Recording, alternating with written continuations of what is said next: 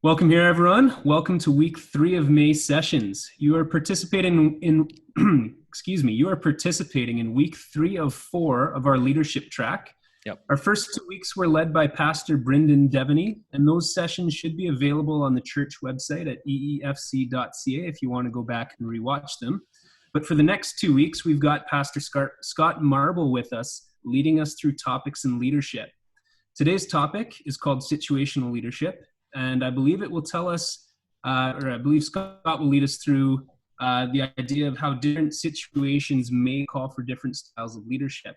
But before we get into that, Scott, would you mind telling us a little bit about why the topic of leadership is so important to you and why you think it's important for us to learn more about it? Yeah. Well, I think, first of all, leadership is an incredibly important topic because at least I define leadership as any form of influence that you would have in your life, whether it be friends, family, coworkers. It doesn't have to be a really official thing.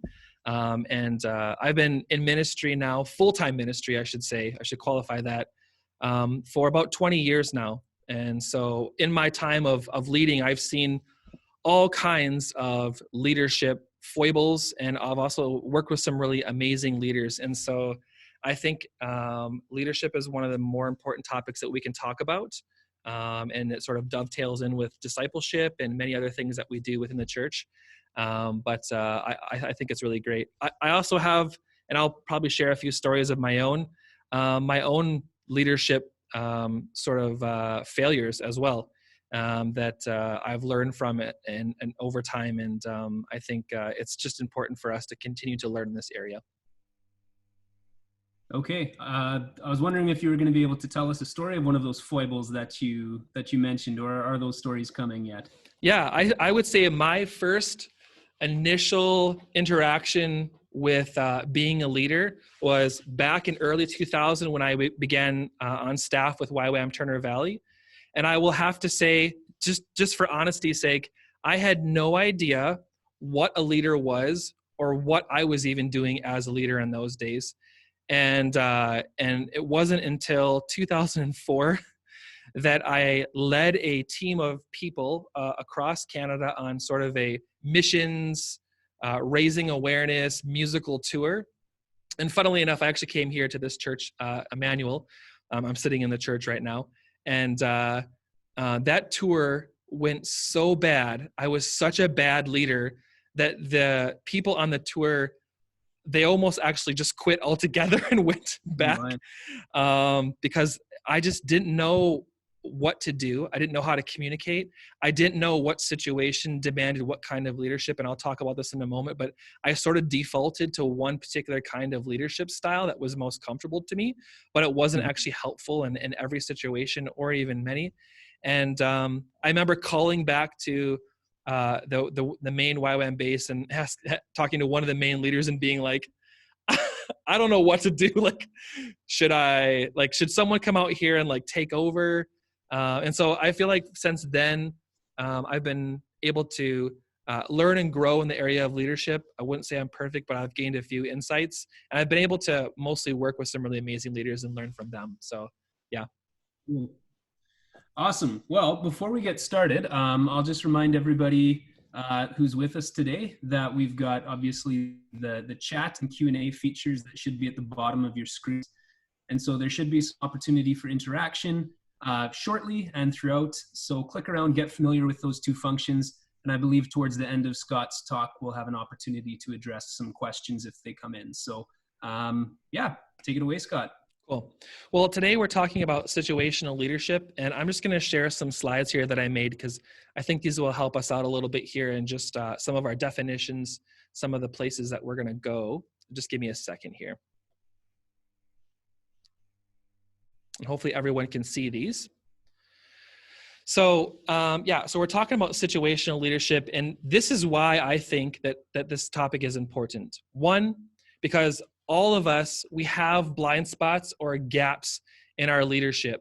And often more than not, we probably tend towards a specific leadership model. And I've seen this happen many times with sort of younger leaders or maybe insecure leaders where they sort of default towards their natural. So my natural leadership style when I first started leading was to be very autocratic, very dictatorial. I was sort of the, like, I'm just going to tell you what to do and you do it kind of style. That was what was most natural to me, but also I was a very insecure person at that point in time in my life. And so that was the only way that I knew best how to lead people. And I actually thought that that's what leadership was I just make all the decisions and everyone around me just kind of does my bidding. They do what I say. And that's actually not the case whatsoever. And so I've come to sort of adopt some, I would say, some new beliefs about leadership.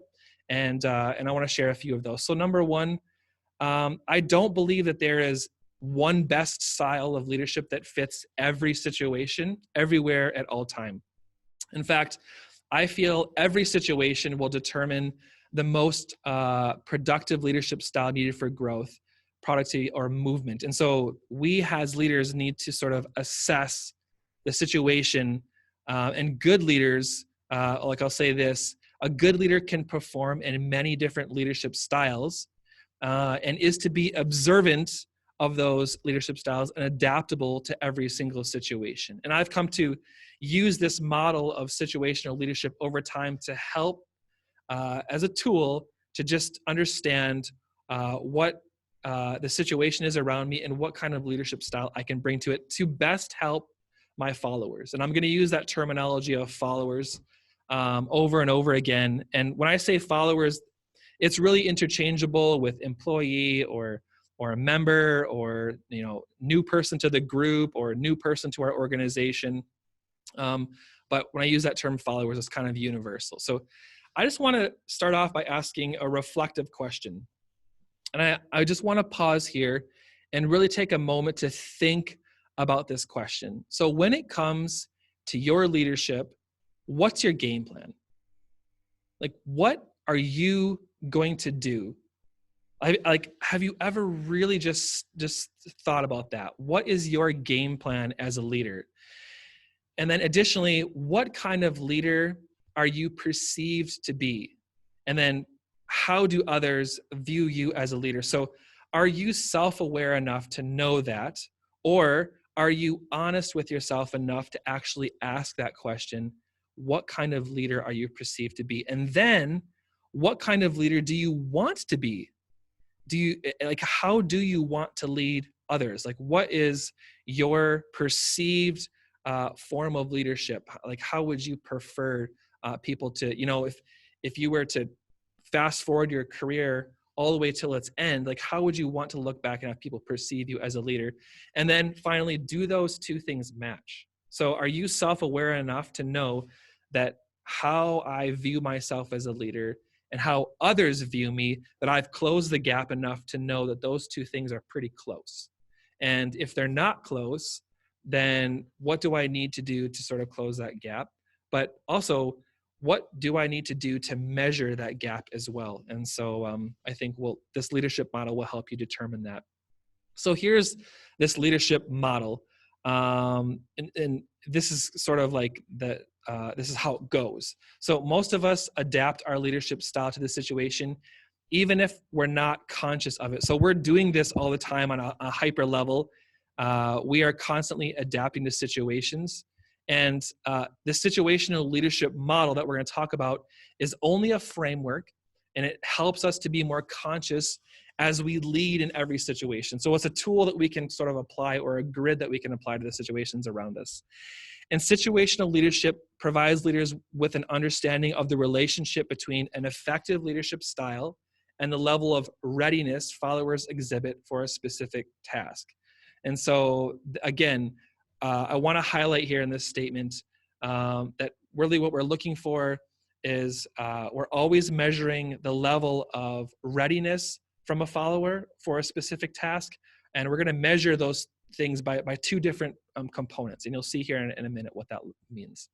So jumping into here, there's 4 primary leadership styles that we're going to look at and define here. So, and I'm going to use biblical examples for all of these just to kind of help us unpack them a little bit as well. The first style would be directing. And this is, for me, what the style that I mentioned that I first used so much when I was a leader and really insecure. So the leader in this style makes all decisions without counseling followers. They are often associated with autocratic, which means absolute power leaders. Now, meaning that they're associated with it doesn't actually mean that they are dictators. It doesn't actually mean this isn't a bad aspect of their leadership, although this can be a leadership style that can be abused. But it means that in this leadership style, what's actually happening is the sort of commitment from the person is high maybe in the beginning, but their knowledge of the organization or the church that they just joined or the group that just joined, the knowledge of that is actually quite low. And we'll talk about that in a second and a bit more. But I think one of the great examples, and there's examples of this kind of leadership style everywhere, but I think a really fun example of this is actually the book of Exodus. So if we're thinking about Israel's captivity or their enslavement underneath of Egypt for anywhere from 400 to 430 years, depending on what numbers you're looking at in those books. But if you just think about the nation of Israel and who they are during that time, one of the things that you're going to sort of see is that they're sort of the newbie to the organization. And here's what I mean by that, is that they have gotten really used to the type of life that they have to live while in captivity. They've gotten used to being slaves. They've gotten used to hard labor. They've just accepted it. And this is now their new norm. And here, all of a sudden, comes along Moses. And Moses, in that moment, has to be a very directive leader in order to move Israel out of enslavement and into the promised land. And so imagine for a second if Moses came to Egypt and was like, all right, Israel, what should we do about this whole freedom thing? What do you guys think we should do? Like, it's obvious that at that point in time, they lacked the knowledge and they lacked the ability to be able to move forward. And so Moses had to come in, he had to tell them exactly how it was going to be done. He had to give them very specific instructions. He had to physically lead them. Everyone was looking to Moses for this being this very directive leader. So in this directing stage, followers have low competence or knowledge and possess a high commitment to the organization overall. So if you think about Israel at this time, they lacked the competency or the knowledge of freeing themselves. They lost will, they lost direction, and generations had died out previous to them. And if they had the knowledge to do it or the competence, they would have done it already.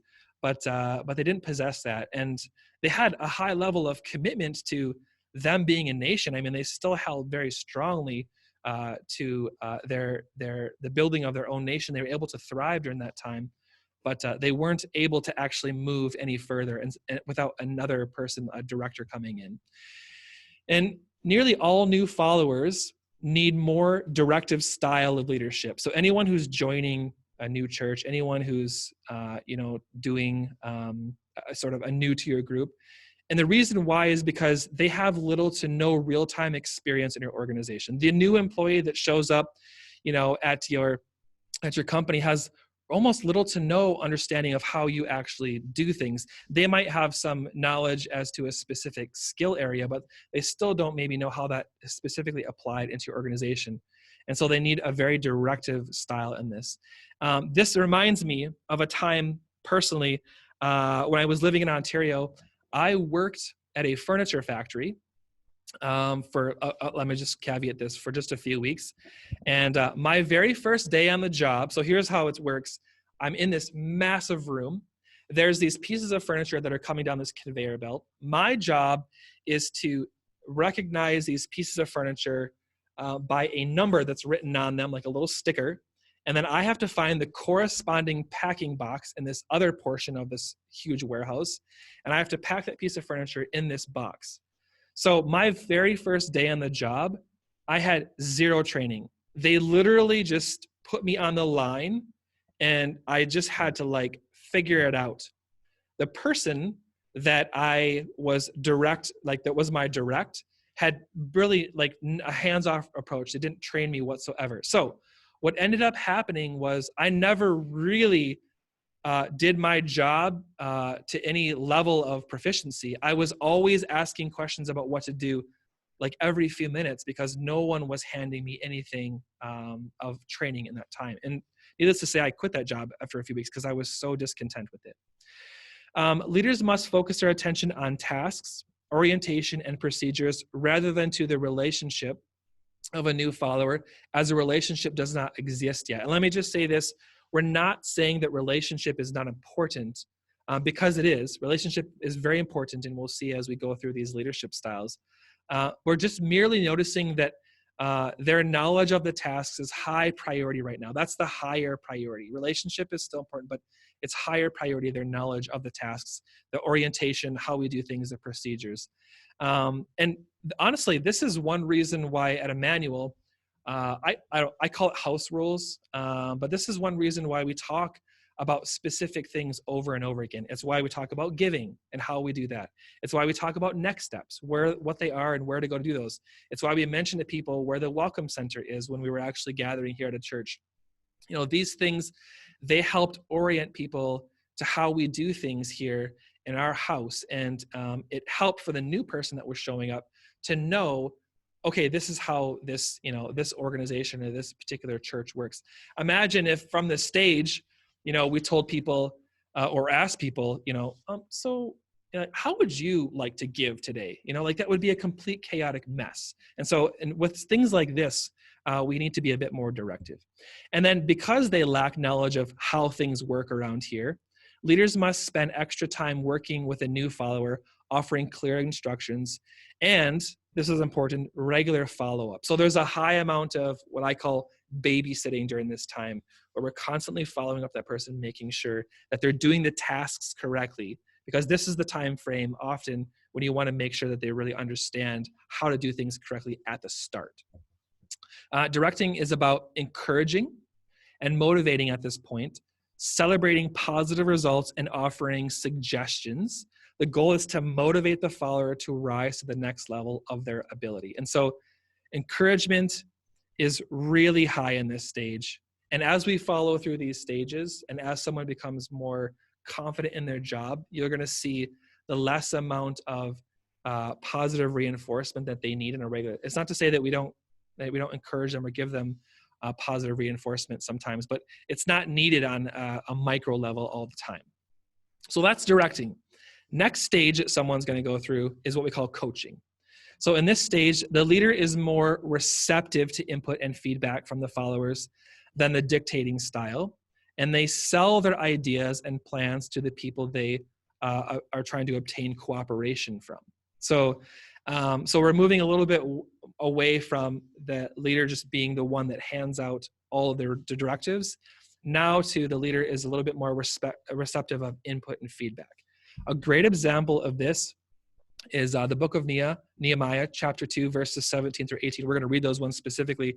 But Nehemiah, just as a leader, he does such a great job at coaching or sort of inspiring the remnant of people who are left in Jerusalem after its destruction, after being taken into Babylonian captivity.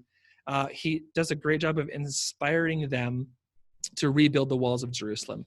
And this is what it says in verses 17 and 18. And I'm reading from the NLT, by the way.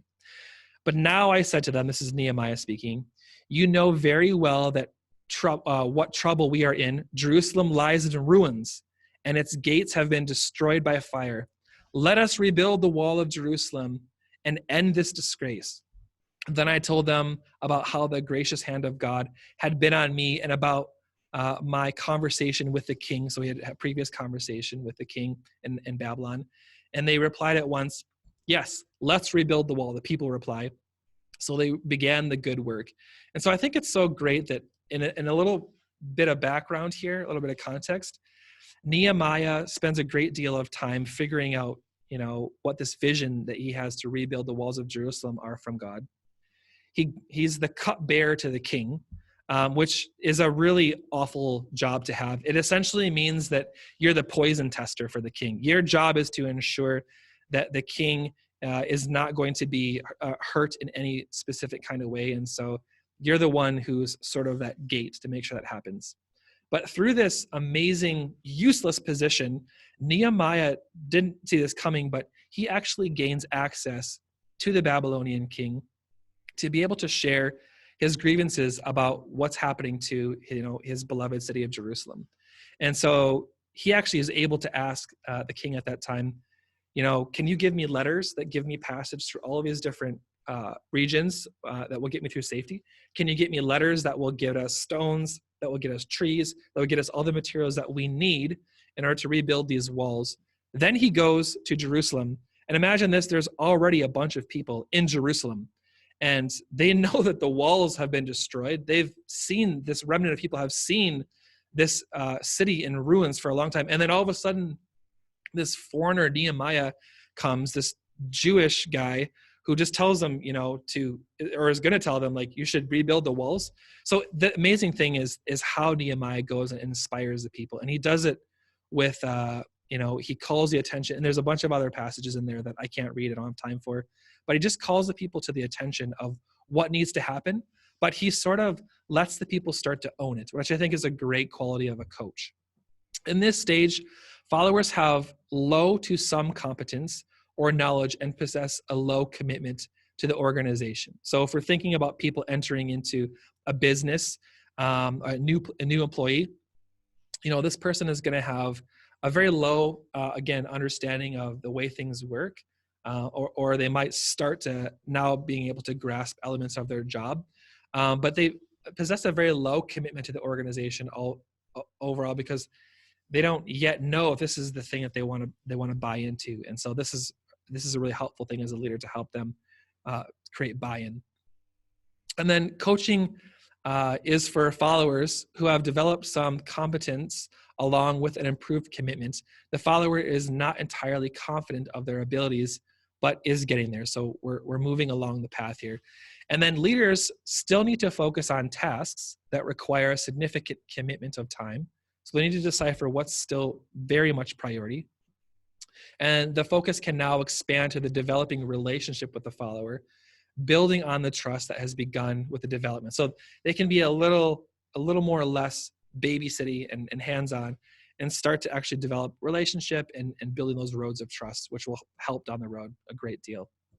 And then the leader needs to spend significant time listening and offering advice. So there should be some exchange happening here between the follower and the leader in this time. And then the goal is to engage the follower so that they can develop to the next level. So we're always thinking about the next level. And there is less telling and more suggesting and happening this stage, and recognition that they have progressed motivates followers to progress further. So again, positive motivation always helps people to grow further than negative reinforcement, especially if it's really character bashing, if it's really, really negative. All right, so moving from coaching now to supporting. So in supporting, the leader participates in decision-making, but the team makes most decisions, and the leader often appears quiet. This is now probably my favorite form of leadership style. This is where, your teams, they start to really own things. They start to perform. One good example of this is, so I have 3 staff members here at the church in our discipleship ministry, Natasha, Mike, and Janelle. And all of us form, the staff that overlook the discipleship and the spiritual formation of our ministry areas. And at first, there was, they were trying to grasp, what is this job? What do I do? What's most important? What's priority? How do I, communicate? There's all these facets they're trying to learn. And then finally, you start to click and people start to get it. And now we're in this stage where you can really see that they're starting to own things. And there's a whole lot less of them feeling insecure. And honestly, what's my favorite part of this is the fact that as a leader, like, I don't have to say a lot. I appear quiet because I can trust them, and they're already initially doing the things that I trust them to do. So, biblical example, the book of Exodus, chapter 18, verses 13 through 26. So this is when Jethro, who is Moses' father-in-law, he comes and visits Moses. Israel has come out of captivity. They're in the desert, but they're still looking to Moses as that leader, that directive leader. So they're bringing all of their requests to Moses, and he's micro-judging situation by situation. And we're talking about a large group of people here. So all day long, Moses is just sitting and he's just deciding what to do in all of these situations. And so this is what it says. We're going to start in verse 13.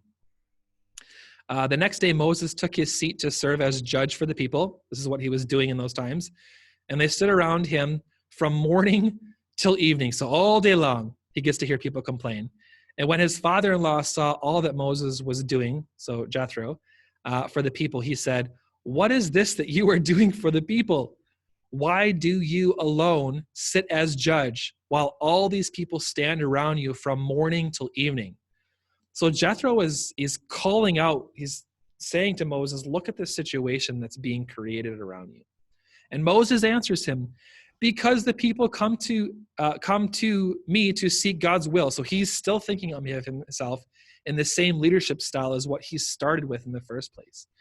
And whenever they have a dispute, it is brought to me, and I decide between the parties and inform them of God's decrees and instructions. Okay, which is something someone else could do, which is what this is all about. So Moses' father-in-law replied, what you are doing is not good, and you and these people who have come to you will only wear yourselves out. The work is too heavy for you. You cannot handle it alone. Listen now to me, and I will give you some advice, and may God be with you. You must be the people's representative before God and bring their disputes to him. Teach his decrees and instructions, and show them the way that they are to live and how they are to behave. But select capable men from all of the people, men who fear God, trustworthy men who hate dishonest gain, and appoint themselves as officials over thousands, hundreds, fifties, and tens. Have them serve as judges for the people at all times, but have them bring every difficult case to you. So Moses is still a final judge in this situation, but he's not going to deal with every single situation. The simple cases, they can decide themselves. That will make your load lighter because they will share it with you. And if you do this, and God so commands, you will be able to stand the strain, and all these people will go home satisfied. So, and then it goes on, Moses listened to his father-in-law and did everything he said. He chose capable men from all of Israel and made them leaders of the people, officials over thousands, hundreds, fifties, tens, and they served as judges for the people at all times. The difficult cases they brought to Moses, but the simple ones they decided for themselves. So it's amazing to see that Moses was able to take some advice from Jethro, who was sort of in a way acting as a bit of a coach to him. Actually, there's a couple of different leadership things happening here. But then Moses was able to see, okay, I need to train the people and I need to empower them, and so that they can be better at helping us run this whole, this whole nation thing that we're trying to do out here in the desert. And so I also won't lose my mind in the process. So moving on here. So in this stage, followers have moderate now to high competency or knowledge and possess a variable commitment to the organization. So again, we're moving along higher competence, and we're sort of gaining in organizational trust and commitment. Supporting addresses the follower who is now competent or knowledgeable, but remains somewhat inconsistent and is not yet fully committed. So notice, like even what Moses did was that some of the big cases still came to him. So even though he's giving away authority and he's giving away empowerment to his people, some of the really hard stuff he's still going to take on himself because, they're not fully maybe at the stage where they can be completely empowered, or maybe their competence level, because they're new about learning God's statutes and the way he works, their competent level isn't completely there. The follower may be uncooperative, inconsistent, or performing as little work as possible despite their level of understanding. So there may be some roller coasters still happening in this stage. And so that's why it's important to you to not fully give over everything to them. And the leader must participate, I want to highlight here, with and support the follower. So you're still participating, not so much saying do this, but you're actually coming alongside and you're supporting during this stage. The leader no longer needs to give detailed instructions or follow up as often, but needs to continue to check in from time to time. So babysitting level is going down. And the follower is now highly competent, but is not yet convinced of their ability or not fully committed to doing their best. So this really, it makes me think quite a bit about the volunteers here at Emmanuel, and how a lot of time volunteers need encouragement, especially if people have been a part of our church for many years. Their understanding of how things run, who the leaders are, what departments, who's leading what Sundays look like, their competence level is high, but sometimes they just need to be encouraged that they can do more than what they think during those times. And so more often than not, to be honest, volunteers become volunteers and translate into leaders because they're encouraged into it. Very rarely do you have someone come along who just sort of says, I want to be a leader, and they jump into that with both feet. That's a really rare occasion. And even when those occasions do happen, I still think there needs to be some vetting, or what I would call a 1-foot wall, some sort of like measurement or some sort of like thing to sort of test whether or not that's genuine. But I think overall, most volunteers, most leaders in the budding need encouragement. They need someone to see more in them. And the leader must now focus less on the task assigned and more on the relationships among the follower, the leader, and the group. So this is what's really great in the supporting stage, is that the relationship factor, it gets really, really high here. And this can be a really satisfying aspect where your coworkers can become really, really great relationships in your life. All right, we're going to move on to delegating now. This is the last stage. So there's 4 of them. And then in this stage, the leader provides minimal direction and guidance, more concerned with vision than day-to-day details. Okay, so this is ultimately where the leader can be completely hands-off, trust his followers to do the thing that they're supposed to do. And he doesn't have to be checking in all the time. He doesn't have to be micromanaging. He can really, really just sort of give them the task. So I think there's a lot of examples in scripture, but I think a really, really fun example is the Great Commission. So Matthew 28, verses 18 through 20, Jesus is, saying some of his last words to his disciples. And basically he's going to hand over now the responsibility of the kingdom and how it's going to move forward. He's not going to give them a lot of detail about what that looks like, but he's going to point them back to his life, and he's going to make sure they understand that, it's him that's ultimately in charge of this. But he's empowering, or he's delegating this responsibility to them. So this is what it says. I think we've all read this, dozens of times, but I'm just going to read it again. Then Jesus came to them, the disciples, and said, all authority in heaven and on earth has been given to me. Therefore, go and make disciples of all nations, baptizing them in the name of the Father and of the Son and of the Holy Spirit, and teaching them to obey everything I have commanded you. And surely I am with you always to the very end of the age. So Jesus gives some instructions about, what to do. It mentions baptizing and teaching, but he doesn't really spell things out here. And I think he does that on purpose because he's truly, truly trusts his disciples and he's delegating, the movement of the kingdom into their hands, which is actually really, really great. In this stage, followers have high competence or knowledge and possess a high commitment to the organization. So this is the ultimate performing level of a follower. And when they understand how to do everything, and that's not to say they're never going to make mistakes, but they have a really great understanding of how things work. And they're actually even now in this place where they're able to invent new ways or invent new expressions or even programs, or even maybe able to, tweak the way that we do that thing at our business, and they have a high commitment. You can trust them that they have the best they have the best intentions for the organization. The ultimate goal is to delegate. So to create a follower who feels fully empowered and competent enough to take the ball and run with it with minimal supervision. I would say, again, this is really the true definition of what a disciple is this is the end goal, that we can see a disciple who's functioning and moving on their own. And how good is that as a business owner when you can trust your employees and understand and just know that they understand how things work. I mean, what a great feeling. That's when you feel like, I think that you're really enjoying what you're doing, is when you can get to that level with people.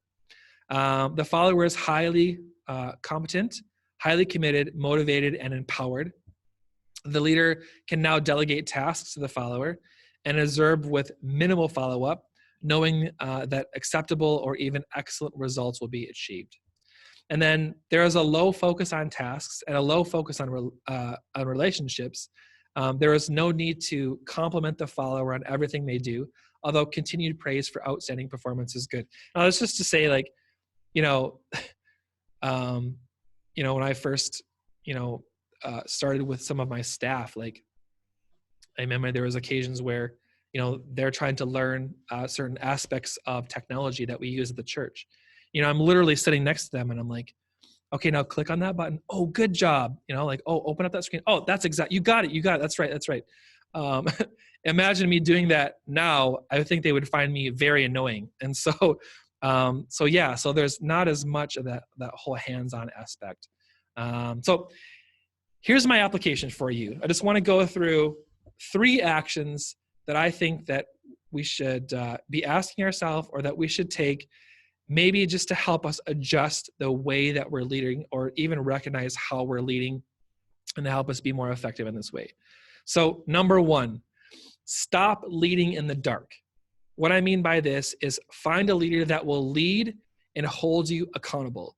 I think one of the greatest things that a leader can do for themselves and for the people that they lead is to have a mentor, to have a coach, to have someone in their life who they can bounce ideas off, who they can ask questions to, who they can get feedback from, honest feedback, and that will just hold them accountable to the process. And I think that when we don't have those factors, that we often lead our followers in the dark. It can be as though we're leading them through the dark, and that we don't, or maybe if we even lose our way, or in some situations, we lose an aspect of being self-aware. We develop gaps because we don't have people that we trust in our life speaking into us. So that's number 1. Number 2, assess your house. Pause and take time to evaluate the competence and commitment of your followers.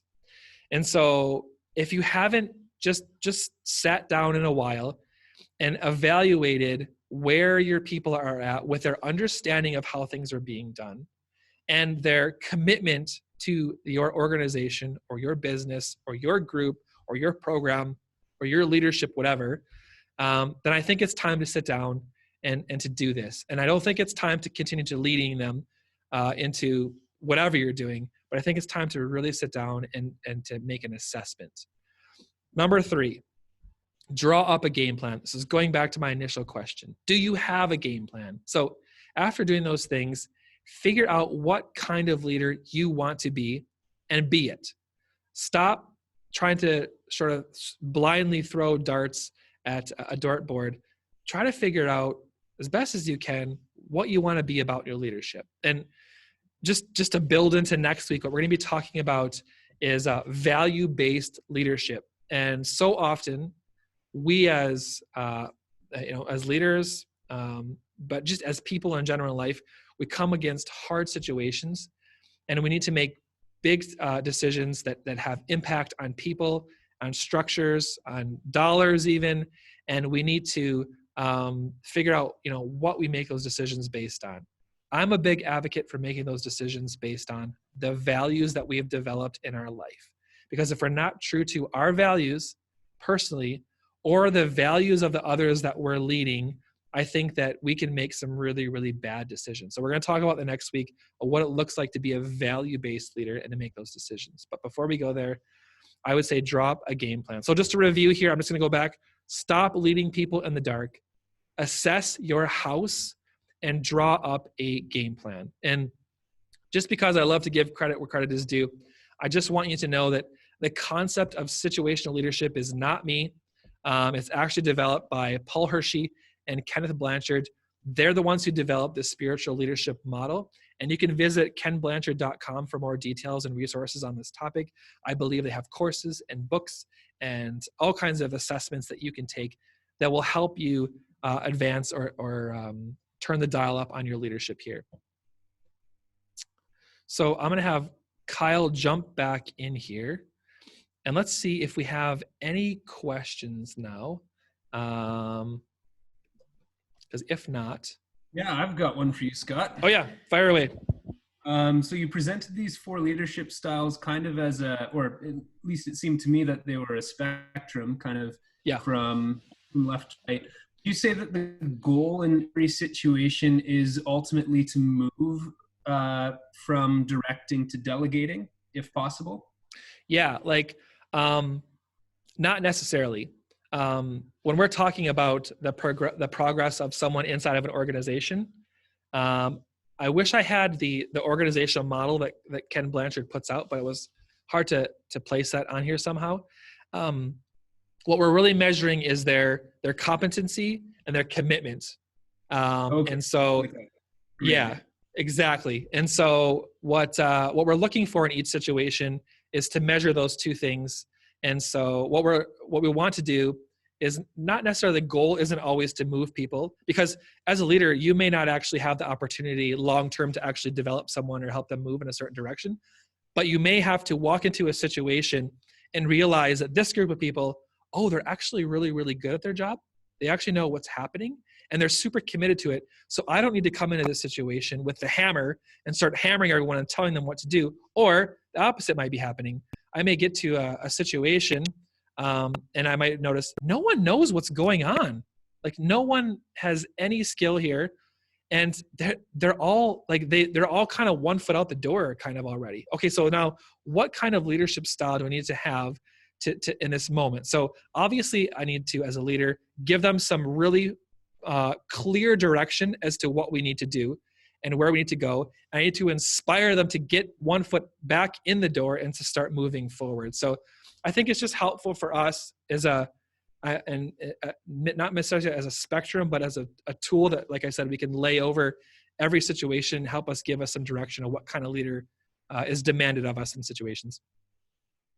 Yeah. Fair enough. I have a question for you, Kyle, if you don't have another one for me. What would you say has been some of your most cherished leadership moments, whether it be in ministry or business, in your lifetime, in your career? And then I'm going to ask the opposite. And then I kind of want to know from you, like, what are some of the lessons that maybe you pulled out of it, or some of the things that were your sort of takeaways now? So I'm putting you on the spot here. I'm sorry about that, but I'm just curious to know. That's a big question. I mean, this one doesn't necessarily relate to, or maybe you can figure out how it relates to one of the 4, but I know when I was teaching, then one of the things that I always valued, because I was a 20-year-old teaching grade 7 and 8 students and had zero experience, and really in some ways still a kid trying to figure out how to do things. I always appreciated my principals, or my bosses, I guess, open door policy, in the sense that I always felt very welcome, just kind of stepping in his door and presenting, this is everything I'm dealing with, or this is the situation I'm dealing with, and here's all the kind of the nuances and complexities. And he seemed to,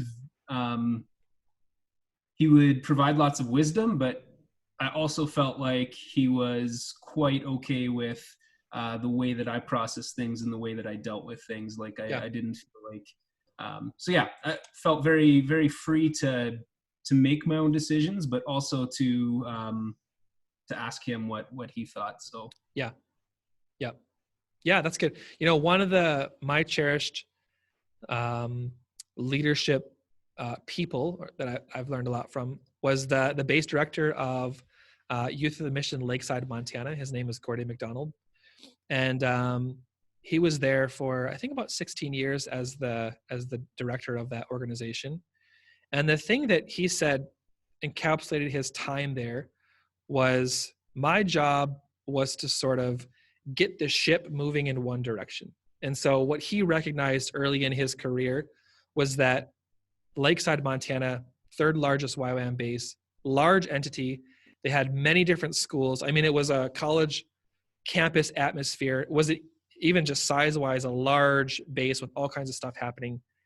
And he recognized that he needed to get some kind of unity going within the organization to move it forward, but it wasn't going to be done through coming in and just hammering people. That wasn't the style that was needed, because he had people who were working under him in these various different departments who had been there for a long time. They were experts in the thing that they were doing, and they were highly, highly committed. I mean, if there's one thing about working in missions, is you pay a big price just to get there.